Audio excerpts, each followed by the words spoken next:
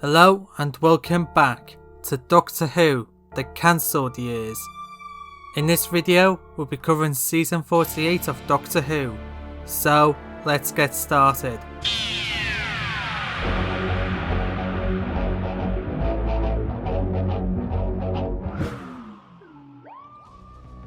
Season 48 would have been the second season for Peter Capaldi as the Doctor, the second season for Tom Ellis as Richard McIntyre, the first season for Vicky McClure as Kelsey Hall, and the third season for Paul Cornell as showrunner. This season would see the introduction of the new companion, Kelsey, a working class girl from the 21st century. As well as this, it would also reintroduce Richard McIntyre, who left the Doctor at the end of the season 47 finale. This season would have continued the same format from season 47, with 12 episodes split into two halves, with a Christmas special in between. Behind the scenes, both Hilary Benson and Helen Gregory stepped down as producers, and new producer Sam Wollenberg joined on. And now, let's get to the episodes. The first episode would have been End of the Line, written by Paul Cornell. The story both introduces the new companion Kelsey and reintroduces Richard. The story is set mostly on a train, where we see Kelsey and Richard together heading off to Cardiff. We discover that it's been at least 2 years since the events of the season 47 finale, and that Richard and Kelsey are a couple. Partway through their journey, however, the train stops and all the lights go down. Everyone looks outside and they find themselves on an alien planet. It turns out that a group of aliens known as the Krozen are attempting to steal human bodies and use them as hosts so that they can travel to Earth and enslave the planet. We see that the Doctor was also on the train after picking up signs of alien technology on board. We see him reuniting with Richard and meeting Kelsey. We see that things between the Doctor and Richard are still awkward, as Richard still hasn't forgiven the Doctor for accidentally killing Ashley. Throughout the story, we would see the Doctor working with Richard and Kelsey to try and stop the Krozen and return the train back to Earth. Eventually, the Krozen are defeated and the Doctor uses the Krozen's controls to return the train back to Earth, while cutting off the Krozen's connection. At the end of the story, we see that Richard and Kelsey are still on the Krozen's planet, as they missed the train before it was warped back to Earth. The Doctor offers to take Richard and Kelsey back to Earth by the TARDIS. We get the typical bigger on the inside stuff with Kelsey, before the TARDIS dematerializes, as the Doctor attempts to get Richard and Kelsey back to Earth. The second episode would have been A Town Called Mercy, written by Toby Whithouse. This would have been pretty much the same story as it is in real life. The only difference is that we would have had a scene at the beginning of the Doctor and companions arriving and Richard being annoyed at the Doctor for not getting them home, though the Doctor claims that this was an accident. Other than that though, would have been pretty much the same story. The third episode would have been The Rings of Akhatem, written by Neil Cross. Again, this would have essentially been the same story from real life. Like last episode, we would have begun with a scene in the TARDIS, with the Doctor trying to get Richard and Kelsey home. However, Kelsey asks if she can see somewhere cool in space. Richard is annoyed about this, but he wants to see Kelsey happy, so he agrees to stay a bit longer, so the Doctor takes the two of them to Akhatem. The only real difference to the plot itself would have been the fact that the stuff involving the leaf doesn't exist. Because of this, the Doctor ends up stopping the old god by having the god feed off his memories, like how the Doctor tries in real life but fails. However, in this universe it works and the old god is defeated. At the end of the story, Kelsey asks the Doctor if she can stay a bit longer, as she likes all the travelling. Richard, however, doesn't want to stay and tries to convince Kelsey to change her mind. However, after Kelsey ignores Richard and says that she wants to stay anyway, Richard says that he'll be staying too, as while he doesn't really like the Doctor, he wants to make sure that Kelsey is safe and that the Doctor doesn't put her life in danger like he did with Ashley. The fourth episode would have been Meltdown, written by Jonathan Morris.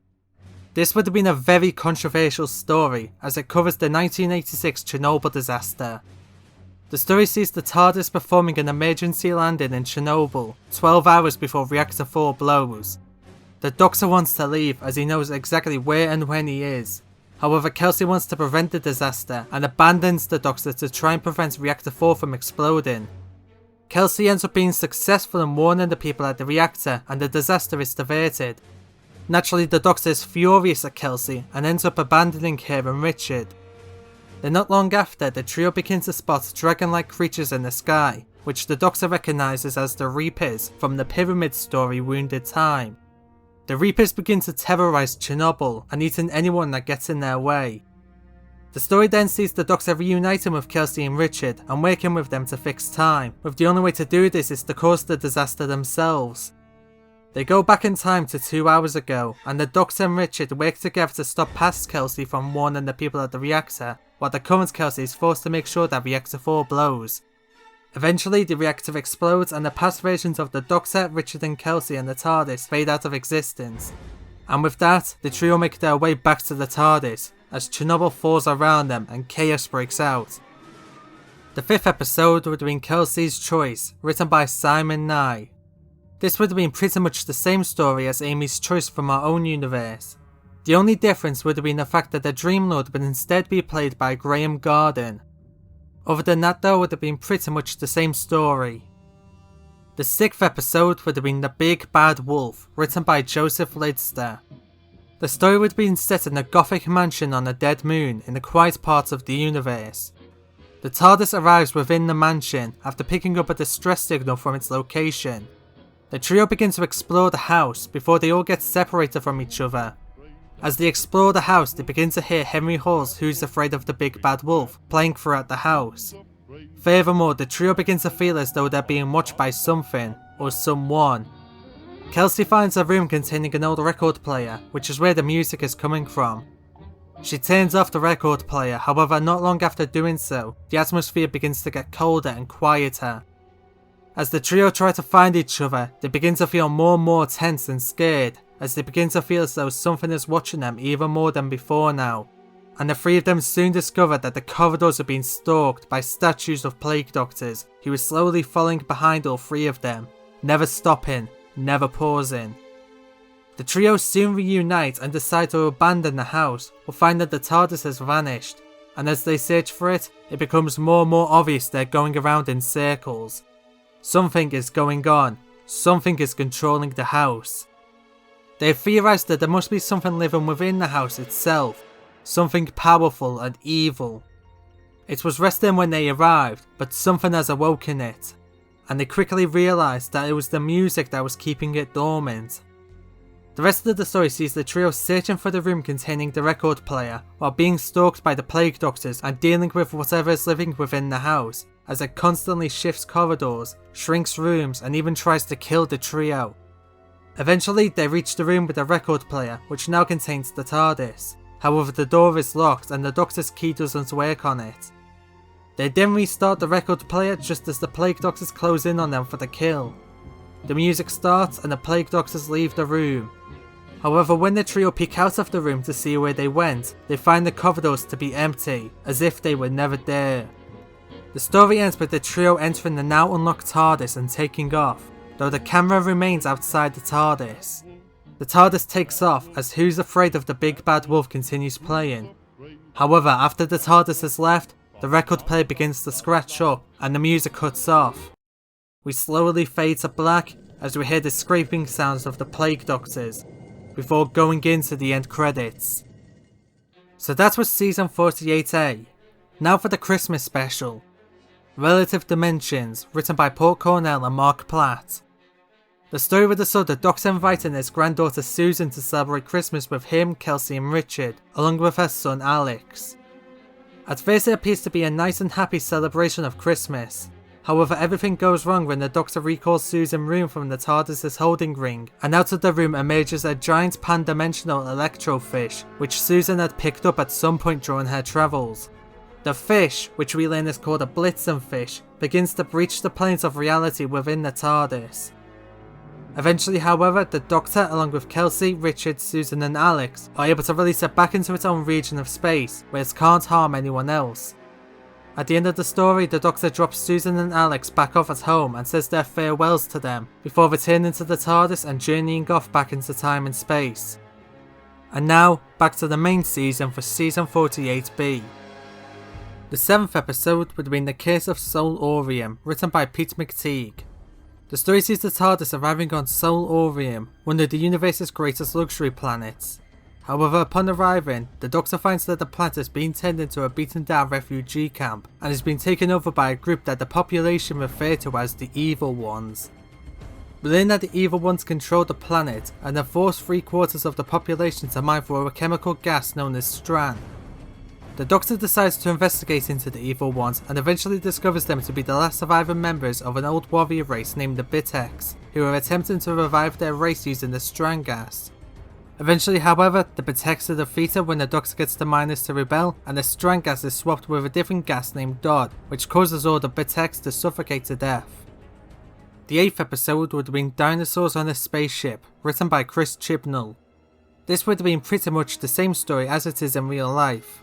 The only difference would have been the removal of the companion's father and the companions being on board the TARDIS from the very start of the story. Other than that though, would have been pretty much the same story. The 9th episode would have been Visiting Hours, written by Tom McKay. This story would have essentially been the story The Girl Who Waited from our own universe, albeit with a different title and slight differences to the story to make it work. Other than that though, would have been pretty much the same story. The 10th episode would have been The Fugitive, written by Sarah Dollard. The story sees the Doctor companions arriving in a village in the year 2010. The trio begin exploring and taking in their surroundings. Then suddenly the ground shakes and the entire village is lifted from the ground and suspended in mid-air. The village is then trapped in a force field and a group of aliens known as the Judges transmat into the village. The Doctor asks what the Judges are doing and they say that they're searching for someone named the Fugitive who must stand trial for their crimes. The Doctor is suspicious, so he decides to try and find the Fugitive before the Judges do.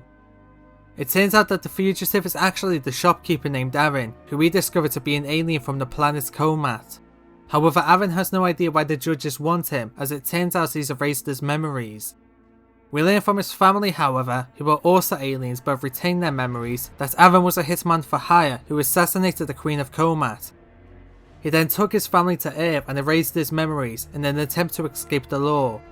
After learning the truth, Aaron tells the Doctor that he's going to turn himself in, however he asks the Doctor to save his family. The rest of the story sees the Doctor trying to sneak Aaron's family back to the TARDIS, while the Judges attempt to hunt them down.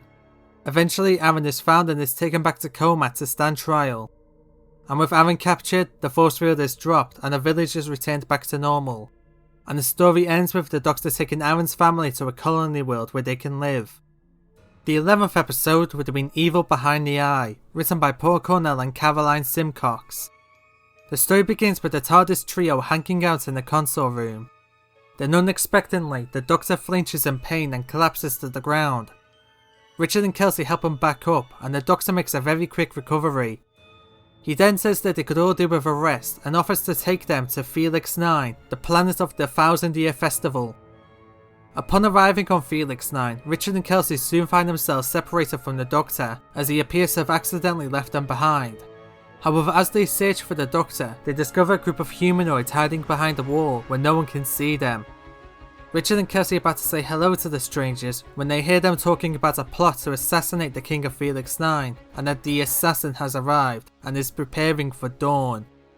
The story then turns to a detective mystery type of story, with Richard and Kelsey trying to find and stop the assassin before it's too late. Eventually dawn breaks, and the king makes his way to the centre stage to address his people. Richard and Kelsey are still searching for the assassin. Then they finally find the Doctor as they spy him on the balcony in the distance. However, the two of them are horrified when the Doctor pulls out a sniper rifle. The Doctor is the assassin. The duo rush up the building to try and stop the Doctor. The Doctor breathes in, steadies his rifle, and prepares to fire. He pulls down on the trigger but is knocked over by Kelsey, which causes him to miss. Richard asks the Doctor what the hell he's doing, but the Doctor simply ignores him and punches him to the ground. The Doctor then picks up the rifle and tries again, this time hitting the king, who falls over dead to the ground. The Doctor then climbs down through the balcony, pushes his way through the crowd and climbs directly onto the stage. He picks up the microphone and says, "People of Felix 9, please pay attention. I am the Master, and you will obey me." Richard watches in horror as the man who looks like the Doctor but calls himself the Master pulls out a purple crystal and places it on the dead king's head. The crystal sinks into his skull and a tear rips across the sky. A loud roar is heard, and then out of the tear comes a hideous creature. The Doctor then picks up the king's staff and announces that he's won. Richard and Kelsey try and make their escape back to the TARDIS, however they're cut off by swarms of hundreds of people running around and panicking. Once they're somewhere safe, Richard explains who the Master is to Kelsey. He then theorises that maybe when the Doctor flinched in pain at the beginning of the episode, that was the Master somehow taking over his mind. The story then ends on a cliffhanger. Lightning begins to spark around the duo. Then out of a burst of light appears the Master. The Master runs up to Richard and Kelsey and says that there's no time to explain and to follow her. Richard refuses and asks why he should trust her, and then the Master says that it's a bit complicated to explain, but she is the Doctor. And the story ends on that cliffhanger. The final episode would have been Life and Death, written by Paul Cornell and Caroline Simcox. The story picks up just after where the last episode ended. Richard and Kelsey follow the Doctor through the crowds, however the Doctor is soon stopped by an officer who tries to kill the Doctor as he believes the Doctor to be the Master, who is a registered terrorist on the planet. The Doctor pushes the guard to the ground and the trio escape back to the TARDIS. On board, the trio begin to theorise what the Master's plan is. They theorise that whatever this creature is, the Master is controlling it using the staff he picked up. The Doctor researches into what this creature is and learns that it's a Dimension Eater, a creature that was so dangerous it was banished from the universe by a group of people known as the Wise Ones. The Doctor also learns that the creature was summoned due to the death of the King, as it turns out that he was the last of the Wise Ones. The only way to get rid of the Dimension Eater is by retrieving the stone the Master implanted into the King. However, it turns out that the only person who can retrieve the stone is the person who originally implanted the stone into the head, which just so happens to be the Doctor's body. The Doctor realises that she needs more information, so she and Richard kidnap one of the Master's acquaintances and try to get information off him. At first he refuses to talk, but after tricking him into believing that the Master was going to kill him, he agrees to talk. He reveals that the Master swapped bodies with the Doctor using a forbidden ritual, and if the Doctor wants to stop the Dimension Eater, she'll also have to do the ritual to get back into her rightful body. The Doctor lets the Master's friend go, and the trio split up in search for ingredients and special tools needed for the ritual. They all meet up in a secluded part of the castle so that the Master can't find her way out once they swap back. The Doctor performs the ritual before collapsing to the ground, and Richard and Kelsey make their escape in search for the Doctor. They eventually find the Doctor and, after doing some tests to make sure it's really him, begin working on stopping the Master's plans. Meanwhile, we see the Master waking up and trying to find the exit. The Doctor finds the King's body and removes the crystal from his head. The Dimension Eater is grabbed onto by an invisible force and is pulled back through the tear in the sky, which seals itself back off. He then destroys the crystal using the staff and then snaps the staff in half. The story ends with the Master being captured by a group of guards and being taken away. Meanwhile, the Doctor companions begin to quickly make their escape, as the Doctor is now marked as a terrorist and is still believed to be the Master. So they dash back to the TARDIS and take off before anything bad happens. And that concludes season 48 of Doctor Who. Once again, this was another highly regarded season. So join me next time for season 49 of Doctor Who. Until then, thank you for watching and goodbye.